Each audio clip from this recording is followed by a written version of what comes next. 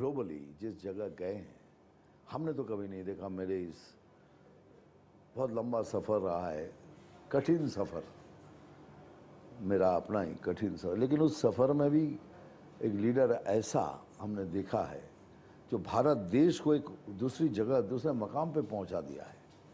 You cannot ignore India any more now, sorry, you cannot. हारते तो मतलब बहुत कुछ ही लोग साथ में रहते हैं, जब जीतते हैं तो हर कोई साथ खड़ा रहता है। तो वो टाइम पे मोदी जी ने आए, हम लोग को मिला तो बहुत ही अच्छा लगा वो चीज़। हम लोग जब T20 वर्ल्ड कप जीते, मतलब सेलिब्रेशन कर रहे थे हम लोग, उसके बाद पूरे ड्रेसिंग रूम में आए, फिर उनका कॉल आया।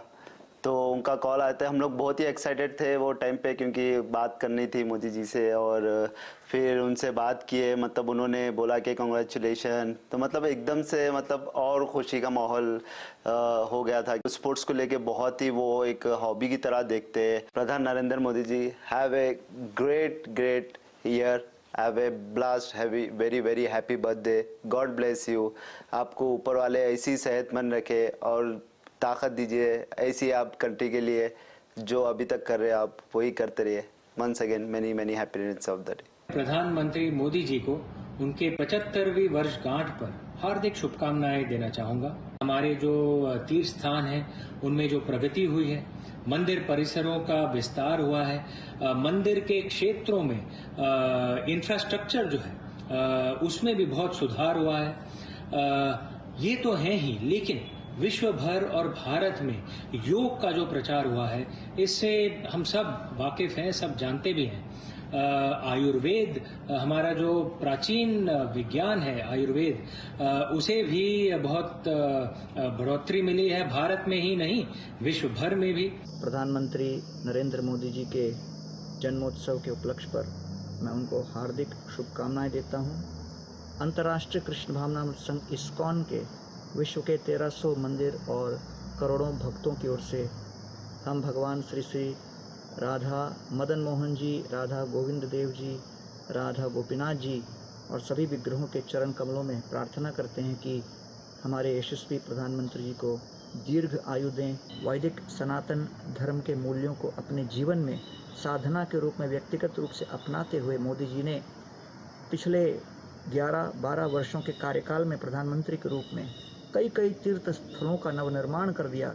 न केवल वो अपने व्यक्तिगत जीवन में आध्यात्म को अपना रहे हैं, लेकिन उस आध्यात्म के परिणाम को लोगों के जीवन में परिवर्तन लाने के लिए सुचारू ढंग से उपयोग कर रहे हैं।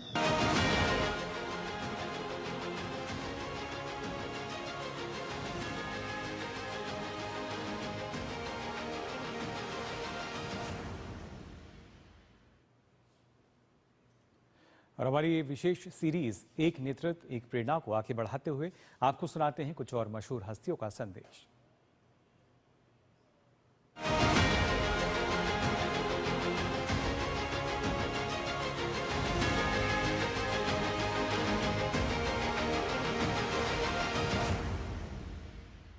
एवरी टाइम कोई ना कोई बात, कोई ना कोई चीज एक इम्प्रेशन छोड़ जाती है।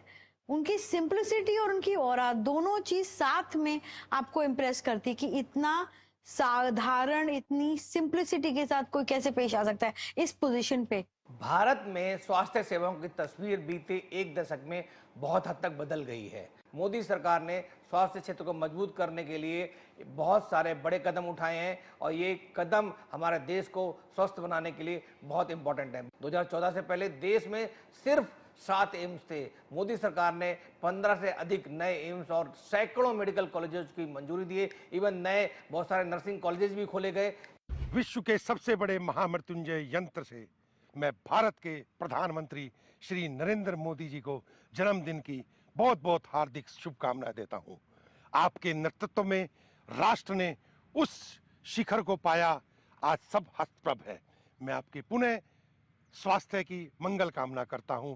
राष्ट्र आपके नेतृत्व में आगे बढ़ेगा और हमें उन बुलंदियों पर पहुंचाएगा जिसका हमने कुछ वर्षों पहले एक स्वप्न देखा था। महामृत्युंजय संस्थान आपको बहुत बहुत शुभकामनाएं देता है। Whenever you interact with him, I've always sort of kept that it resonates with the kind of person that he is that he makes you feel absolutely comfortable. The energy that he has may he continue to have that kind of energy. I mean, nobody can really believe that someone can be so energetic with the kind of sort of time that he needs to give with running the nation. So it's wonderful to see him at the helm, and I wish him all the very best.